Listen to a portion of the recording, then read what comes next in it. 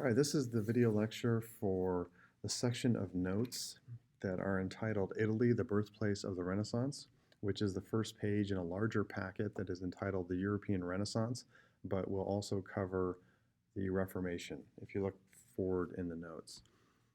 All right, what we're going to do is we're going to go through this, and hopefully this will make sense with the notes there. I'll let you know what vocab word we're on or what question we're on. There'll also be a number next to the statement that will correspond in your notes to what question we're on, so hopefully that will be clear. Feel free to stop this and write down multiple answer questions if I go a little faster than you're able to write. And as always, if you have any questions, send me an email, stop me in the hall, come in during our flex period if any of this doesn't make any sense. So here we go. All right, first let's admire my image of the Renaissance, which I'm very proud of. So let's take a second to soak that in. All right, that's enough. All right, we're going to look at first a definition of the Renaissance. Make sure. So vocab word number 1, Renaissance. Here's our definition. The revival of art and literature under the influence of classical models in the 14th through 16th century. So if you write that on your note sheet right next to the term Renaissance, that'll be a good working definition for that. So Renaissance people focused on the things of ancient civilizations that had been forgotten during the Middle Ages and during the time of feudalism, which we looked at last unit. The place where this began, if you recognize this chunk of land here, this is Italy. Today it's Italy. So this is where the Renaissance began. The reason for the different color clumpings on the map of Italy is that Italy wasn't a unified nation during the time of the Renaissance. It was kingdoms that sometimes worked together and sometimes didn't, and every different color represents a different kingdom within the Italian peninsula. All right, a couple things that the Renaissance did for society are, as I mentioned, brought back the cultures of Greece and Rome, brought back their styles, brought back what they had learned, and re-emphasized their cultures. It also brought up some new developments in art and literature. We're going to do an activity in the next couple of class meetings looking at the differences and similarities between medieval art and Renaissance art. This may be a famous picture you might recognize. And also they started to focus more on the individual worth and the individual contribution to society as opposed to what group you belong to within the feudal structure. Like peasants had their role, they farmed, and there wasn't much more personal development that they would do, but the Renaissance focused more on that. All right, the reasons why Italy led in the Renaissance were such. I'll show you those. These I decided to group together on one slide instead of multiple ones like question 1. So go ahead and just fill them in. Sometimes I do that with ones that are a little bit shorter. So these are 3 reasons why Italy was a leader in the Renaissance. It had thriving cities because of trade. It was located conveniently in the Mediterranean Sea where people are constantly going back and forth, so their cities were wealthy. They were on the increase as opposed to some other European cities that were still recovering from the plague. It had a wealthy merchant class of people who could afford to spend money on the arts and develop the culture that the Renaissance embraced. And thirdly, because that's where Rome was the headquarters of, right there in Italy. Sometimes we don't think of that, but that's where Rome was. And so connecting to those ancient cultures, Italy had an advantage. So that's why the Renaissance happened in Italy as opposed to France or England or some other European country. And in any case, there were lots of individuals in Italy who were wealthy because they were merchants, like these 2 individuals who are patriarchs of the Medici family, and they were able to use their wealth to influence their kingdom, but also to contribute to the development of the culture of the Renaissance. And people who were able to contribute in that way leads us to another definition. If you look at definition vocab word 3, secular, I apologize, vocab word 4, not 3. The Medicis were examples of patrons, people who gave financial or other support to the arts. And they were able to do that because they were successful businessmen and they had disposable income that they could use for the arts. So that's vocab word 4, patron. In addition to the arts, they also studied different subjects, and the subjects they studied were under this umbrella called the humanities. Similarly, let's look at vocab word 2, humanism, which is sort of similar to humanities, but humanism is a focus more on human beings accomplishing their potential as opposed to the spiritual or the divine that influenced medieval society. The church had a huge influence on the life of medieval people, and during the age of humanism, during the Renaissance, with a focus on humanism, focus was more on individuals and what you could develop within yourself. It was more important to do that. All right, a couple of the subjects that were under this umbrella of the humanities were, I'm trying to be creative here, so bear with me. The first one is history, and obviously this is first because this is the most important subject. None of the others matter. Feel free to tell your other teachers. Literature and philosophy. So these are the things that individuals who are studying academia in the Renaissance typically focused on.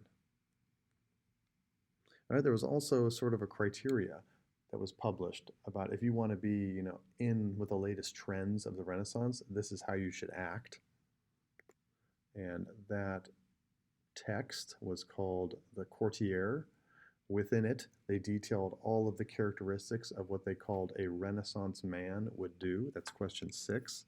So someone who was good at a bunch of different things was the ideal person, the Renaissance man, and that was found in this book. This author suggested a Renaissance man should be charming, witty, educated in the classics, able to dance, sing, play music, write poetry, be a skilled writer, a wrestler, and swordsman.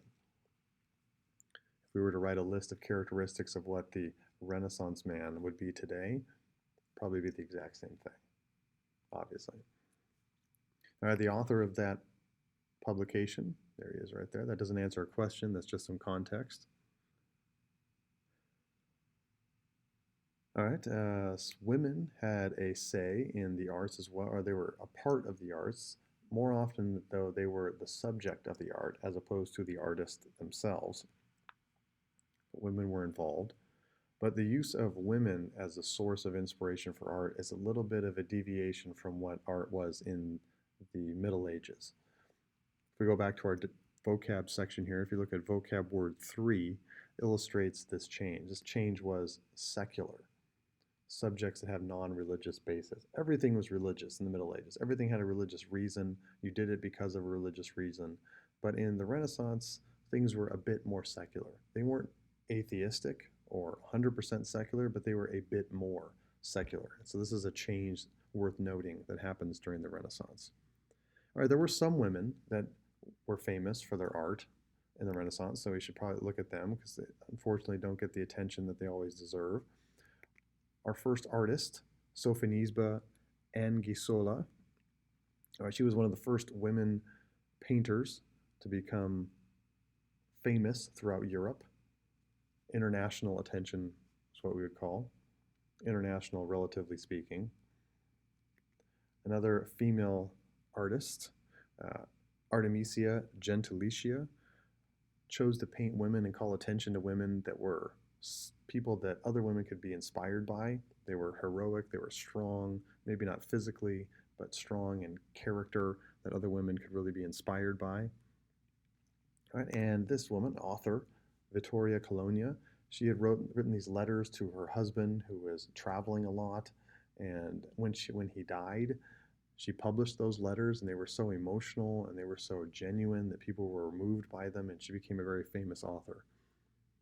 All right, and then some women achieved political success as well, like this woman who was married to a successful businessman, and then when he died, she was able to take his position and exert his influence in her own way over the city that she lived in. So very similar to what the Medici family did, she did, but in a different part of Italy. And this is Isabella d'Este.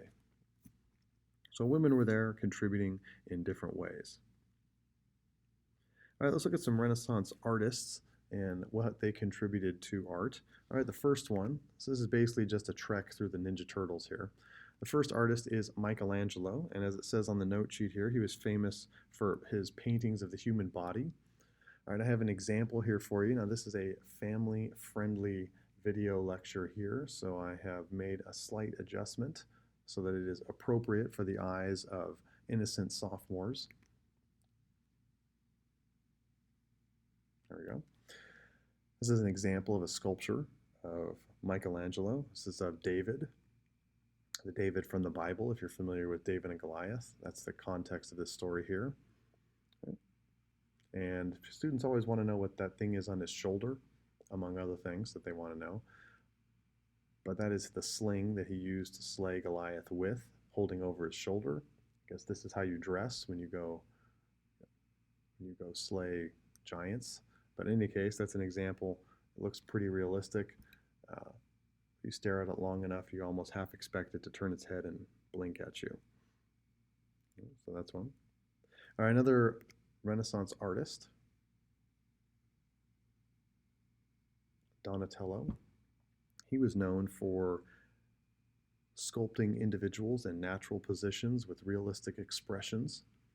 So that was his area of expertise. I have an example for you as well. Ironically enough, it's the same subject. This is David again. This time he's holding the sword that he used to cut Goliath's head off after he defeated him. He's standing on Goliath's head. You can kind of see the nose and the ears on the bottom there. We definitely need to stop for a moment and acknowledge his giant slaying hat. I think it's worth noting. But this is a sculpture from Donatello, also David. All right, the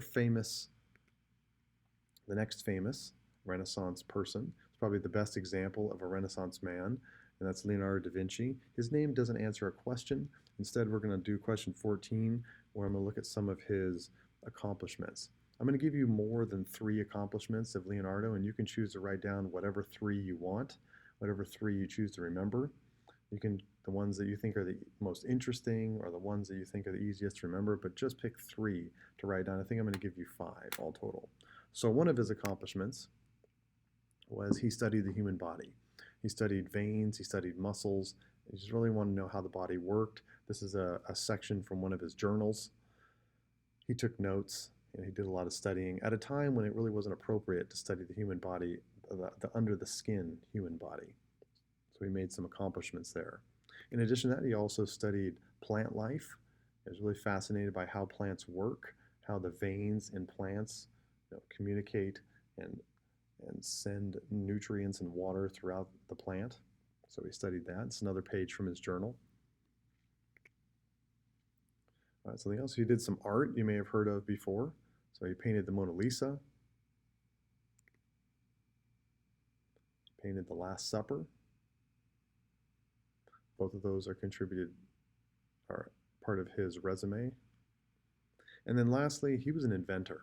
These are also pages from his journals, different inventions.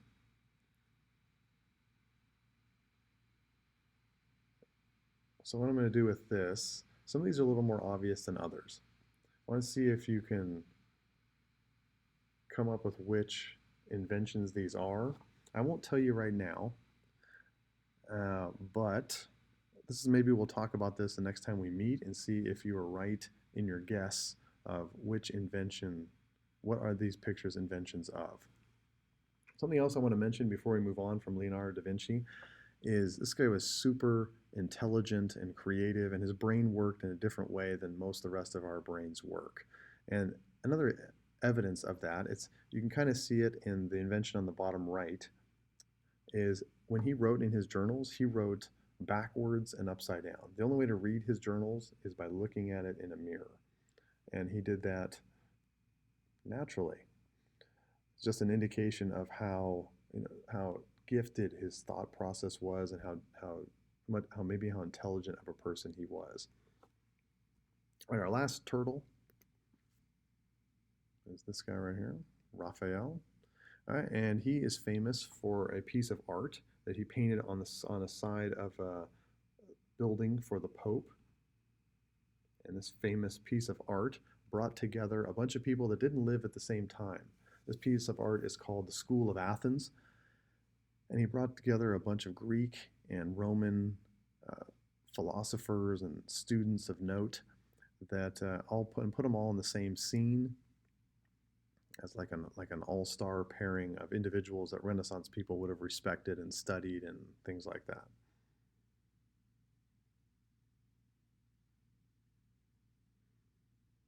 Okay.